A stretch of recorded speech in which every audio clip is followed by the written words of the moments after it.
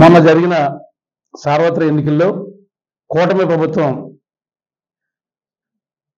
తల్లికి వందనం అనే పేరుతో స్కూల్కి వెళ్ళే 1వ తరగతి నుంచి 12వ తరగతి వరకు వెళ్ళే పిల్లలకి ప్రతి పిల్లకి అమ్మాయికి అబ్బాయికి 15,000 ఇస్తాను అని వాగ్దానం ఇవ్వడం జరిగింది.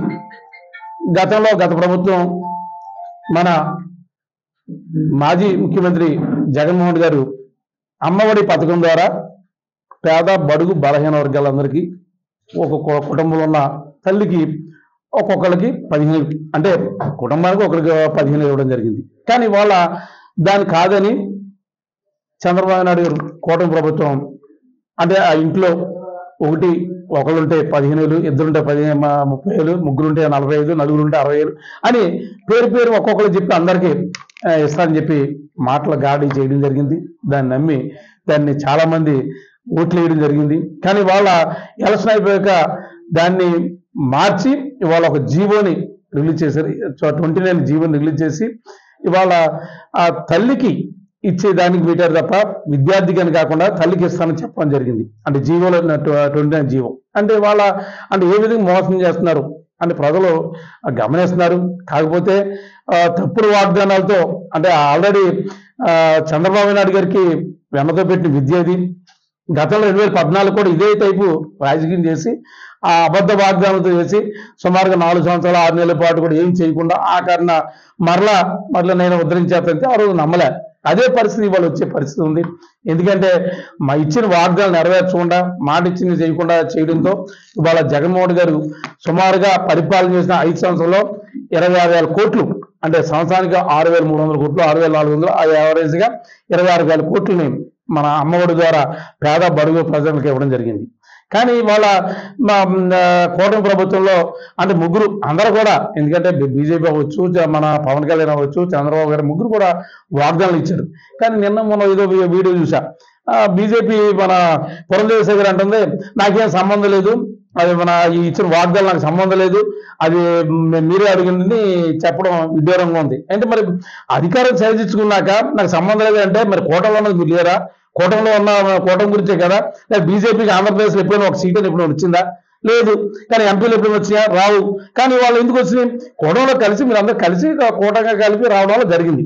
కానీ ఏమన్నా మాకు సంబంధం లేదు అని ఏమనంటే నేను అడుగుతాను అంటే నేను చేస్తాను ట్రై చేస్తానని చెప్పినట్టు ఉంది. అంటే ఆ కూటమిలో నెగ్గాక మీరు ఇచ్చే బాధ్యత మీద ఉంది. కానీ వాళ్ళ అన్ని విధాల మోసం చేసే చంద్రబాబు నాయుడు గారు ఆనవాయితీ నడుస్తున్న పరిస్థితి అదే రీతిలో వాళ్ళు కూడా జరుగుతుంది. దాంతోగా మన సిపిఎల్ఎస్ కమిషనర్ ఉన్నాడు మీనా గారు, ఆయన ఎంతసేపు ఆయన టీడీపీ నాయకులాగా వాడుకున్నారు. గతంలో 14 అదే పరిస్థితి వచ్చింది, మళ్ళీ అదే పరిస్థితి.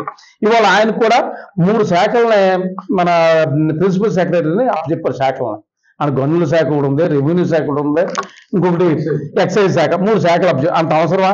సిపిఎల్ఎస్ కమిషనర్కి అంత ఇచ్చే పరిస్థితి అంటే ఏ విధంగా నడుస్తుందో గమనించుకోవాలి. అదేవిధంగా మనకి మొన్న పెన్షన్స్ ఇచ్చారు. పెన్షన్ ఇచ్చిన దాంట్లో సుమారు 68 లక్షల పెన్షన్లు ఉంటే దాంట్లో 12% పెన్షన్ జనాలకు అందరూ ఇవ్వాలి కూడా. అంటే వాళ్ళ ఇచ్చేసిన గొప్పలు చెప్పుకునే పరిస్థితి. అంతేకాకుండా వాళ్ళ మాట ఇచ్చిన ప్రకారంగా మోసం చేసే పరిస్థితిలో చంద్రబాబు నాయుడు ప్రభుత్వం జరుగుతుంది. దాన్ని ప్రజలందరూ గమనిస్తున్నారు. కాకపోతే ప్రజలు ఏదైతే జగన్మోహన్ రెడ్డి చేసిన దాన్ని తీసుకున్నారు కానీ మా ఓట్లు వేయలేదని దాని ఉంది. కానీ మేము ఆ ప్రజలందరూ వాళ్ళే బయటకు వచ్చారు. ఇప్పుడు రాబోయే రోజుల్లో దానికి చెప్పడం జరుగుతుంది.